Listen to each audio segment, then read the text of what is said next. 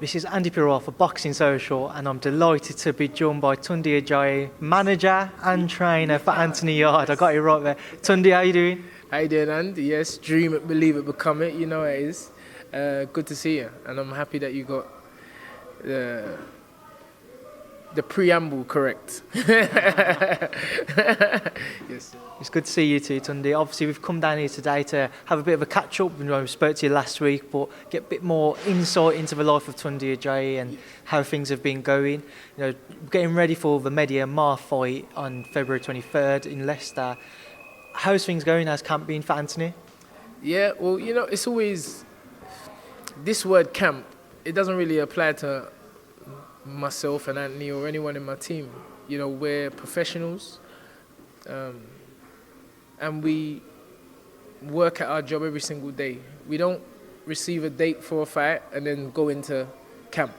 There's not really, and if it is a camp, it's a 24/7 camp, because you know, we're meticulously trying to be masters at our craft. So we'll be ready. We're always ready. As you find yourselves progressing through the levels, building yourselves up towards the ambition, I believe, is obviously a world title fight at some point. What are you working on with Anthony in camp? What do you see in him as weaknesses or strengths that he needs to continue to work on and improve on? Well, there's no weakness. It's about improvement. I've said it over and again. I've created a system of continuous learning. And for myself as a teacher, and for Anthony as a student and also teacher, because Anthony teaches me, we're improving. We're improving every single day, and you can see it. You know, the fact is that this young man had 12 amateur fights, and from the beginning of his career, from fight 1 to fight 17, all you've seen is improvement. And I think we've hardly dropped around in professional boxing. And I don't expect that to change. And I expect the KO ratio to stay high, because that's what we like to do. Mehdi Amar is a very good step up and a good name to get onto Anthony's CV, provided everything goes well. Yes. Obviously, to the general public, maybe even to some of the more hardcore boxing fans, they may not know who he is. Yes. But what would you say to them guys when you mention Mehdi Amar, former European champion? I know he fought Buatsi as well, which is a very tough fight, may I add. So what do you make of Mehdi Amar and what he's going to bring that Anthony should anticipate on fight night? Well, it's what he should anticipate. It's not what we anticipate, because we know what's going on. You know, for the boxing fans that don't really know too much, you know, about the resume of Amar, he's been a professional 15, 16 years. So that should show you that he must have learned something in that time. And yes, you're right. He's a former European champion, made 4 defenses, lost against, I think since 2012, he's only had 2 losses, and both against world champions. Stiglitz, a former world champion, and Volstik, who's now the WBC champion.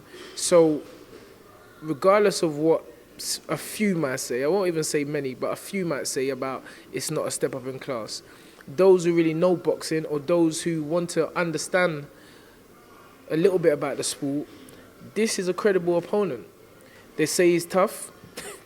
He will find out if he's tough. He's going to find out, because he's been in there with Volstik, but I can guarantee you one thing. He ain't been in there with Anthony Yarde. And he's going to feel something that he's never felt before. And that's guaranteed. You've just mentioned that knockout ratio, that Anthony's been able to maintain a high level of knockouts throughout his professional career. Does that in itself bring more pressure and expectation on Anthony then to maybe deliver those? And are you ever worried in a fight where maybe if it's getting closer towards those final rounds that he might go chasing it? Not at all. And I tell you why. Nobody trains like Anthony Yarde. You don't get paid overtime in this business. But I mean, we've proven that we can knock a guy out in the second half of the fight. So we're not worried about that. You know, I just feel that for myself as a trainer, my intention has always been KO. I don't train anybody for points. I just don't do it. And we must be doing something right. Because as an amateur, Anthony had an almost 100% KO ratio. Tony Cisse has to be credited for that, as well as Anthony, who's with me today. You know, Anthony likes to keep things the way they are. He doesn't like change that much. And Tony Cisse's amateur trainer is with us every single day in the gym. So I'm not worried about the distance. If it ain't going the distance anyway. Let me just make that point. It ain't going the distance. It's a KO. And it's going to keep being a KO. And that's what we're going to keep on. And if somebody feels that they can withstand the pressure Anthony Yarde will bring, then we'll see. But we only going into a contest with one thought in mind. Whenever it comes, whether it's in the first half of the fight or the second half of the fight, whether it's in the first minute or the 36th minute, it don't matter. It don't matter. But the main thing is that KO and win. Win, win, win. You seem very set, obviously, like on the KO. You've mentioned that it's on your mind that you want to achieve it on February 23rd once again. Are you worried at all? Let's just say if the KO didn't happen, yes, that other people look at you and think, oh, he's been saying it's going to be a KO, and then you yourself have given other people a license to criticise you for just constantly talking about that instead of maybe talking about we have prepared for a possible points fight by other trainers might? Well, it's like I always say, criticism comes with praise. It's polarity. They teach it in science. It's polarity. Up, down, left, right, good, bad, hot, cold. I'm not worried about criticism. I don't focus on criticism. If I did, I'd probably have a sleepless night. The main thing is that any pressure that you're talking about is for myself. I don't mind people, because everybody's got a right to have an opinion. Everybody's got the right to say, oh, you see, that Tunde was talking this and that never happened. It's good. It's what makes the world go round. It's what makes boxing go round. It's what makes boxing go round. You know, and I feel that the fact that I'm vocal about it, and I say me, not Anthony, because Anthony is a very internal person. He doesn't really like talking the way I talk. And if it means that people don't like me, certain people, because I got a lot of friends. I got a lot of friends. I got a lot of people who support me. I got a lot of people who love the way I talk. Because I never just started talking like this. Those that know me, where I come from, know I've always been like this. This isn't something like the cameras are switched on and then Tunde Ajayi morphs into some chatterbox. I've been like this from the get-go. And I ain't going to stop. Because I just believe that if you want someone around you to be confident, you have to be confident. The worst thing is having someone around you who pretends that they're confident, but in their mind, they're not confident. And I'm confident of my own ability as a trainer and what I see in Anthony. And, you know, on February the 23rd, lions in the camp. Turn up, show up, blow up. We don't get weak, we get deep. That's how it's going to go. One thing which I couldn't go without obviously asking about is some criticism that has been passed on was because domestically it's a very good light heavyweight scene, with the likes of Hosea Burton, Callum Johnson, Buglioni before he retired, yes, you know, and obviously Joshua Buatsi coming through now, amongst others. A lot of people are saying that because Anthony hasn't fought one of them yet, they want to see him against one of those opponents to really gauge where he stands with the British level fighters before looking beyond that. You've just mentioned your own ambitions, this KO ratio, and, yes, and how set you guys are on obviously eventually reaching the top. Do you feel like you need to have one of those fights to appease the public or their maybe lesser thoughts on yourself or Anthony before making that step up? Do you know who Frank Bruno is? Yeah. Do you know who Nigel Benn is? Yeah. Do you know who Naz is? Do you know who Naz is? Yeah, Prince Nazim Hamid, the great, yeah, Prince. Yeah. The Prince, the man that everybody loves. Did any of them fight for a British title? I'm waiting. No. That's what I'm trying to tell you. It don't mean we're not going to be what we're going to be. These guys never fought for a British title, and you know them. And they are world known. They are some of the, if not the biggest names in British boxing ever. But none of them fought for a British title. So you can't pull that one on me, because I know my history. I know the facts of boxing. I study boxing. I live boxing. I'm doing the best thing for Anthony Yarde. First, let's get that right. Obviously, I've got my own drives and all my ambition, but I'm going to be here for a very long time. I'm a trainer and I'm a manager. I have 10 lives. Anthony Yarde has one career. I have to do the best thing for Anthony Yarde. So, yes, you can make the claim about Buatsi and Johnson and Buglioni, but why aren't they fighting each other? Why else? Why don't they fight each other? No one ain't answering that question. And the fact is that we are ranked number 1 by the WBO. And I say it again, Canelo Alvarez will not leave his lofty position and fight for a Mexican title, come back and fight for a Mexican title. Let one of those boys win something. Has any one of those fighters fought a guy the level of Amar, apart from Callum Johnson, who he lost? Let's get that right. Just because I fought for it. And this is what Frank Warren, myself, and Anthony keep on saying. We don't want to just fight for a world title. We want to win a world title. It's all right having the fight and then saying, oh, you know what, I should have had I could have done with 2 or 3 more warm-ups. It's too late. You lost. So the main thing is that as a manager, from a managerial standpoint, that I make the right moves for Anthony. It's something. I can't see, and I don't understand why.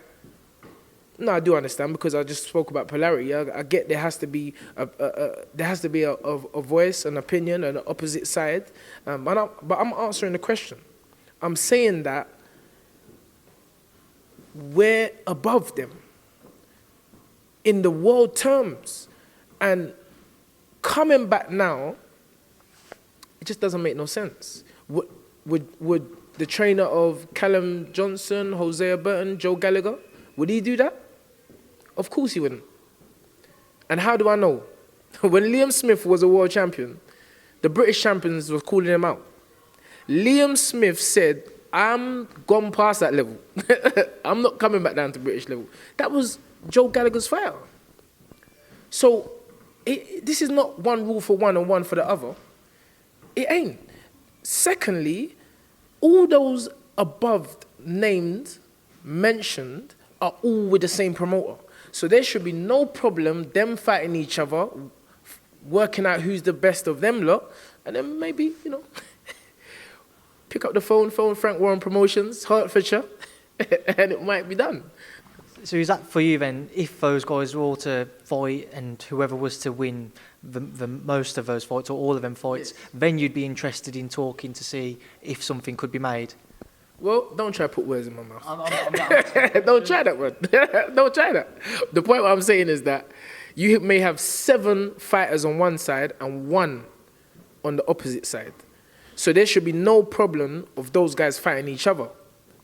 And then hopefully one of them could come out with a world title, and then we can have a massive contest. What is the point?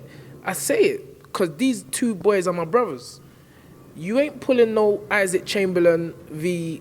Lawrence Okolie on me. It ain't gonna work. You people said, not you people said a loss on their career won't make a difference. That's what you lot said. But hold on, how long has it taken Isaac to get back up? It's been a long. And when did they fight? It must be about 2-3 years. 2 years ago, was it?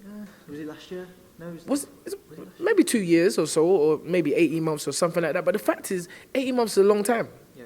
That's a long time. You know how much? You know how better Anthony's going to be in 18 months. So I ain't taking those kind of risks. Why? Why should I? Why should I? The people saying that we should take risks, they wouldn't take the risks. Joe Gallagher, my friend, good guy, student of the game. He never done it. He never took no risks with Liam Smith. He didn't. And why should he? You know, the manager. He's looking after him. He sees Liam every day, and he never took no chances. Buglioni was the British champion. Callum Johnson had an opportunity to beat him. He took the fight. And then he moved up to world level. But look, the jump was too quick. The jump was too quick. And then when you got there, when you received a loss, then you said, maybe I should have had more time. And now, Callum Johnson is fighting a man that didn't want to fight us. So Anthony as well, you mentioned earlier his #1 rating with WBO. Yes. Do you ever feel that brings itself more pressure on Anthony to accelerate the level of opponents that you want to give him? Nobody can rush me. I won't be rushed. I don't business what the rankings say. This is going how Tunde Ajayi, Frank Warren, and Anthony Yarde say is going. Rankings are subjective. And so, as it stands, this is going the way we all sat down and said it was going to go. The embryonic stage is over. You know, we're about to give birth. You know, we're almost there. We're like 8 months pregnant. We're like 8 months pregnant. And we're knocking on the door for a world title. And what better opponent at this stage of Anthony's career than Amar? Because he just lost and went points with the current WBC champion. That was his fight before. Anthony Yarde with 12 amateur fights. Please do not forget that. Those guys, or, you know, male, female, young, old, out there that don't understand boxing. Anthony Yarde only had 12 amateur fights. I don't see anybody else doing this. And myself and Frank have managed to navigate Anthony's career perfectly. Again, Frankie Blue Eyes, the big man, 30, 40 years deep in the sport of boxing. He knows what's going on. And I trust Frank's opinion. Frank will nudge me, he'll pinch me, give me, he said, Tun, yeah, we're ready. And then we'll sit down with Anthony and we'll see where we go from there. But I don't, pressure, sorry, maybe I'm harping on a bit, but pressure, great athletes perform well under pressure. I pressure myself. When I talk, I know there's pressure on myself. But guess what? That's why I go home and study for 19, 20 hours a day. Little sleep. I live boxing. I love boxing. And the pressure is no pressure. And if it is pressure, it's just pressure to work harder. Because that's what it's about. You reap what you sow in boxing. Anthony Yarde is where he is for a reason. We are here for a reason. It's not abracadabra. It's not Shazam. We've put in the work and we deserve everything we've got so far. So what is the plan with Anthony? Let's just say if you could discuss maybe the rest of 2019, I assume maybe you'll have 2, maybe 3 more fights before the year's out, provided there's no injuries. What is the plan in terms of maybe making good on the #1 spot with WBO or moving to other routes to eventually get that world title fight? Well, I think I'm not Mystic Meg. I don't know what 2019 brings. All I know, I only ask for one thing, health. If we got health, we take that health and we train hard. And we wait for the opportunities to present themselves. 2019, this will be our first fight. We're kicking off the year. Hopefully we'll be out again in April. Hopefully, you know, I'm speaking this, and Tyson Fury and Wilder 2 gets made. Hopefully we'll be on that card. And who knows? We may win a world title on that card. You know, we'd like to win it here in Britain, but who knows? I don't really know. You know, I just know that the main thing is to stay fit, stay healthy, and just be ready. But first things first, we're not overlooking this guy. This is a credible opponent. I don't use this word tough. Everybody keeps on saying this is tough. And if it's tough, it's going to be tough for him. It's not tough for us. But he's a credible opponent, and the facts don't lie. The guy was a European champion and made success. So I don't want to hear nothing about he's old, or I don't want to hear nothing about he's a super middleweight. This is a proper opponent. And you will see on the 23rd of February what I've known from the beginning, and that is Anthony Yarde is a tremendous talent and someone I believe is going to go a long way in the sport of boxing. So before I come on to LA and the unfortunate pull-out, well, I say pull-out, but unfortunately Anthony wasn't able to fight on the card. Yes. Just to look at the current world scene at light heavyweight, Yes. What are your thoughts on the current champions? And are there any of them who, I'm not saying you would do, but you would feel happy enough to say to Anthony, he's good enough to beat them now? I'm not saying that the fight would happen, but you'd feel like in your head he could give them a good fight and would be able to beat them? Well, I haven't looked at them long enough to make that assessment because, as I said, we're on our journey at the moment. We're knocking on the door. If you remember, I went to the last Kovalev-Alvarez fight. I went there because I know we're around that vicinity. And but I said 12 months ago, Anthony could beat these guys now. But if Anthony were to have fought them 12 months ago, when we were offered Kovalev, when we were offered Beterbiev, again, I just feel that you're rushing the young man's career. And sometimes you can make that jump, and it's the right jump. But I feel with Anthony, I have to try and gain as much experience as I can for him, just for it, because once he's there, you got to remember, once you're there, you can't turn back. It isn't become a world champion, then go back and fight British title fights. So I'm trying to gain as much experience for Anthony before. And a fighter like Amar, or a fighter like the numerous other fighters we've tried to make, Sean Monahan being one of them, is a good gauge for me as a trainer. That's my trainer's hat on. So I think that February the 23rd, we're going to get a very good, idea of where Anthony is in the grand scheme of things.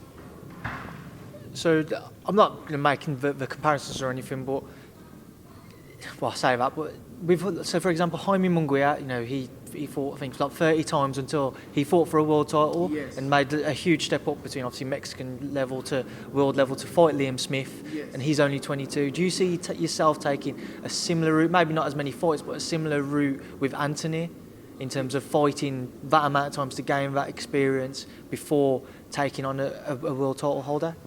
Well, you say Munguia is young, but you also say he's from Mexico. So he probably had 400 fights. Canelo Alvarez, he's young. He's had 50 fights already. And let's remember, he fought as an amateur as well.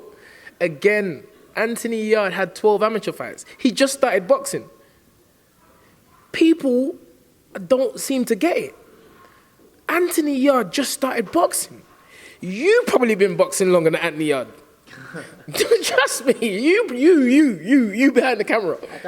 You've probably been boxing. 21. You've probably been boxing. Yeah, I'm telling you, you've probably been boxing longer than Anthony Yarde. But such is the rise of the young man.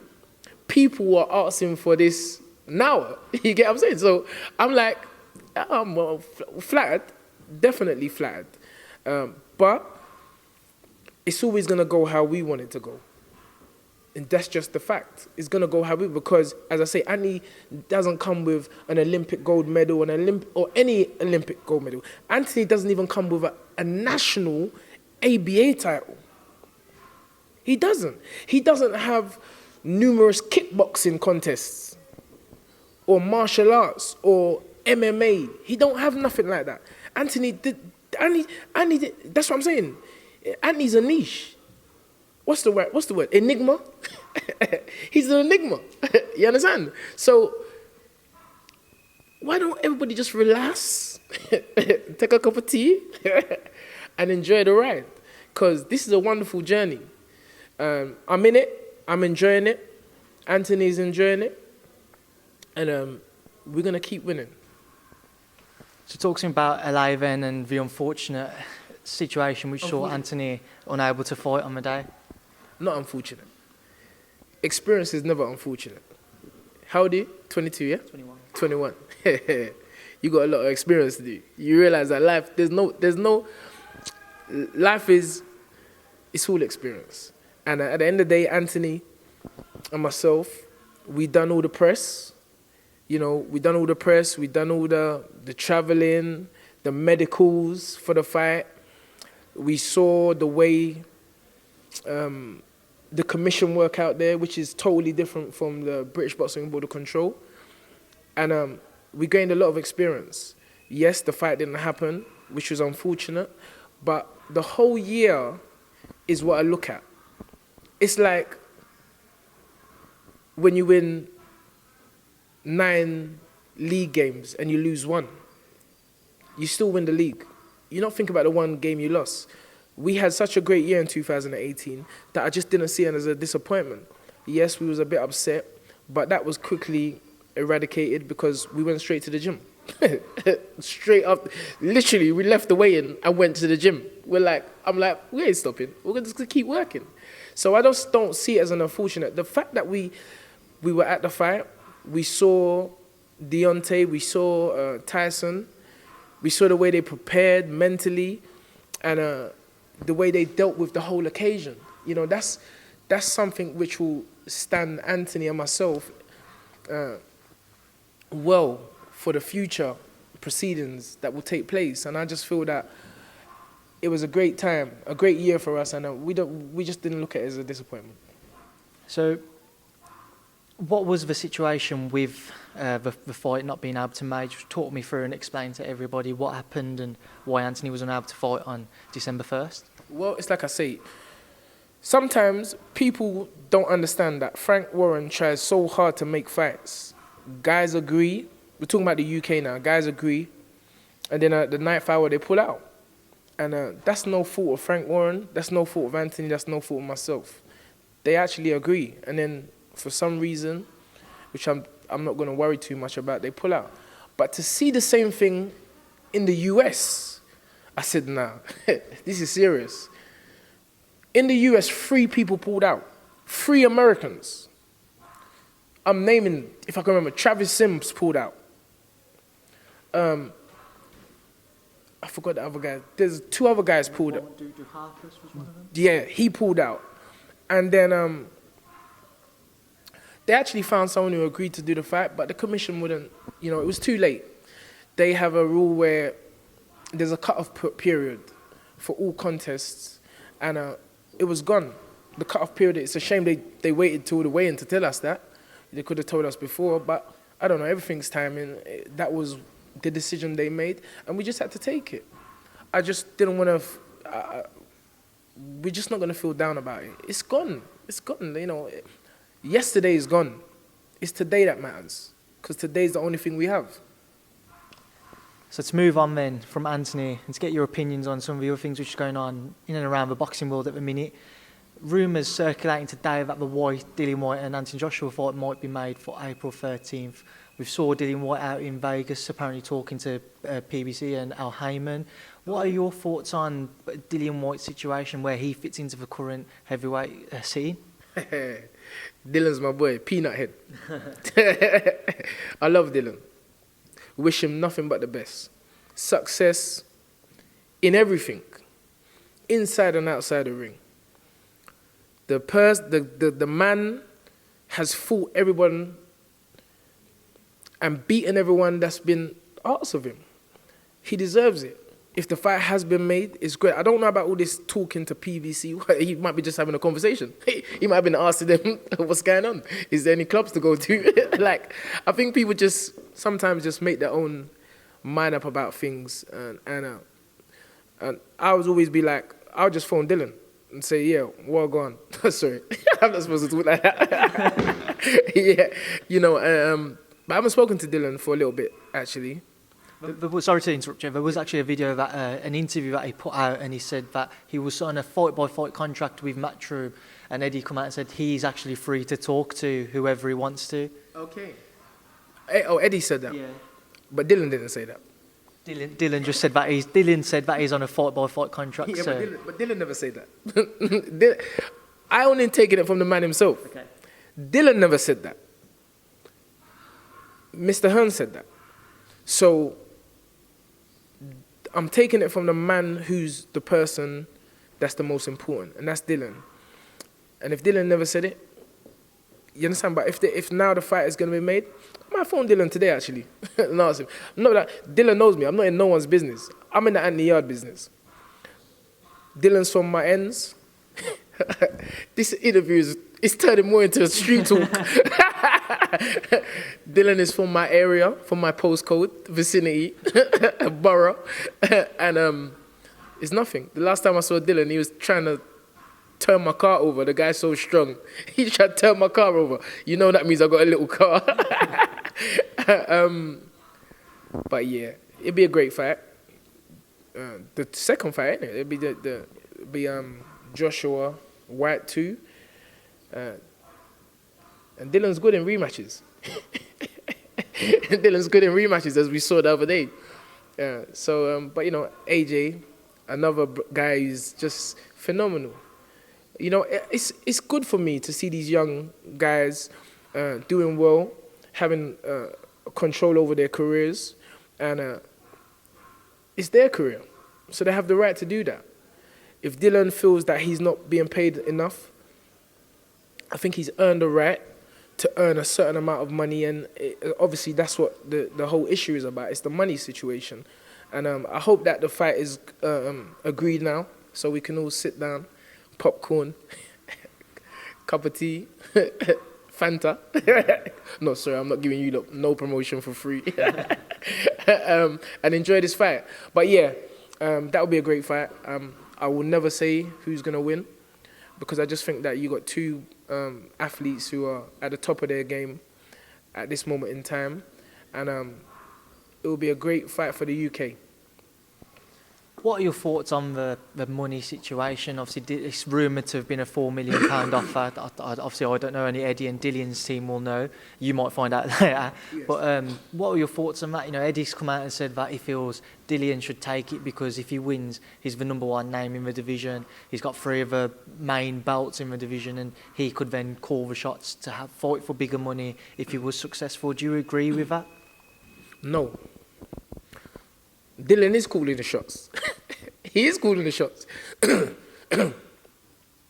And if you're watching this, you are calling the shots.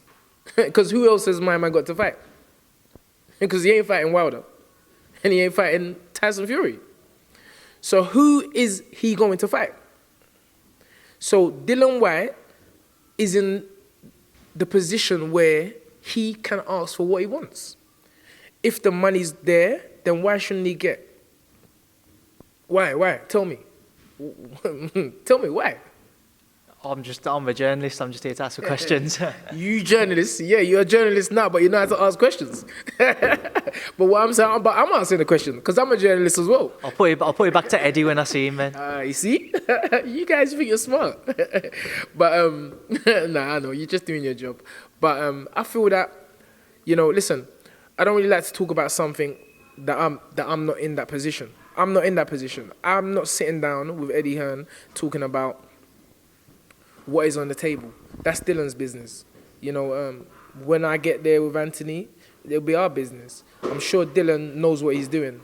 You know, he's got good people around him, good team around him. And if he says 4 million is not enough, then it's not enough. And if you don't want to give it to him, then let's see who you're going to fight.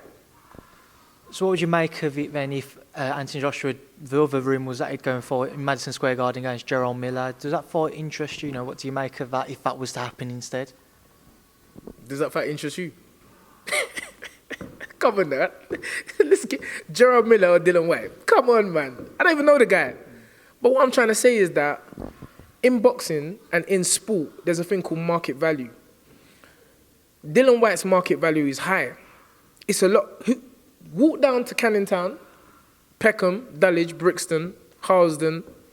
Don't want to forget the man's them because London's a big place. And ask anyone on the street who Gerald Miller is. They don't know. Ask the same people who Dylan Whyte is. And that gives you your answer. Dylan Whyte is the bigger fight.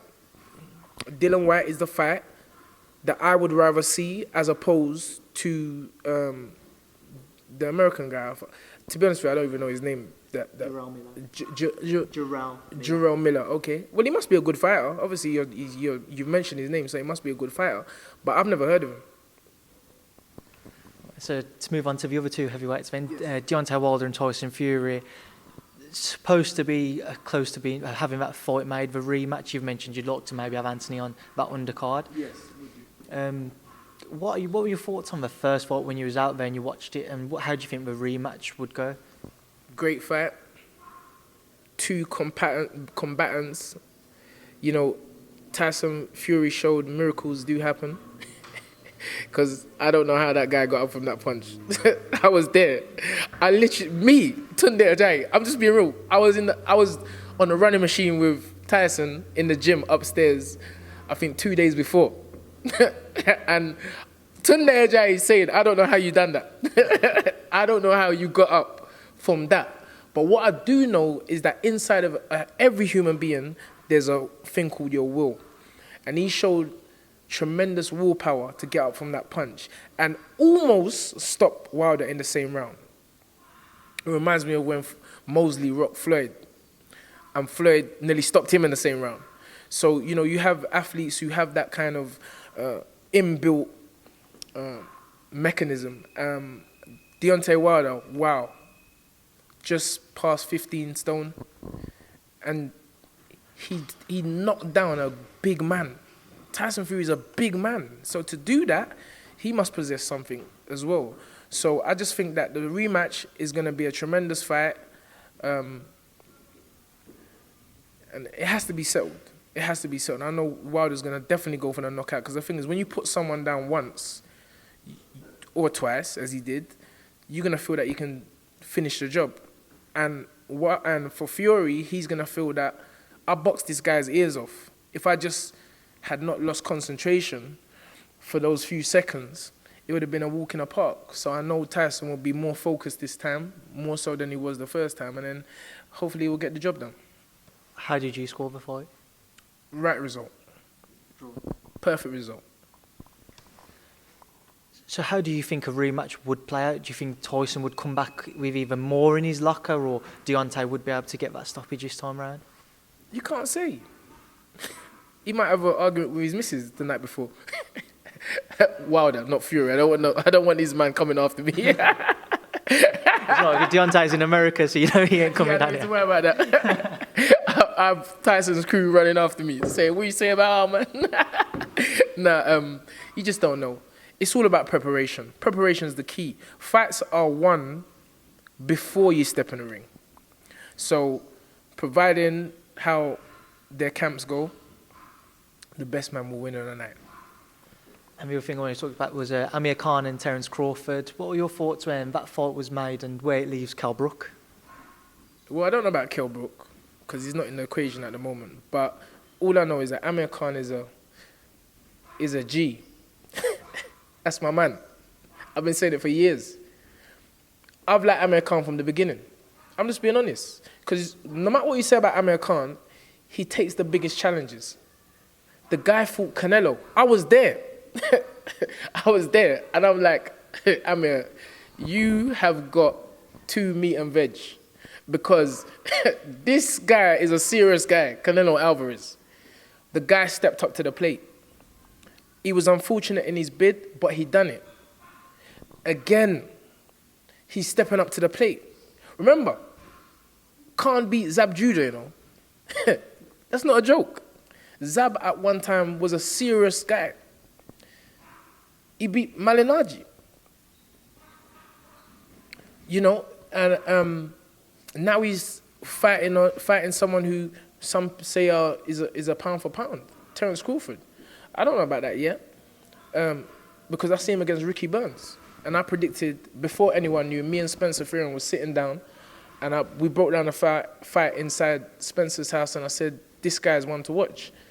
He was unknown at the time, and when he fought Ricky Burns, and he's just evolved since then. So it's a big fight for Terence Crawford. Don't get it twisted. is a big fight for Terence Crawford because this is a real name. Because the last guy he fought, I don't even know who that was. Jeff Horn. Like, come on. You understand?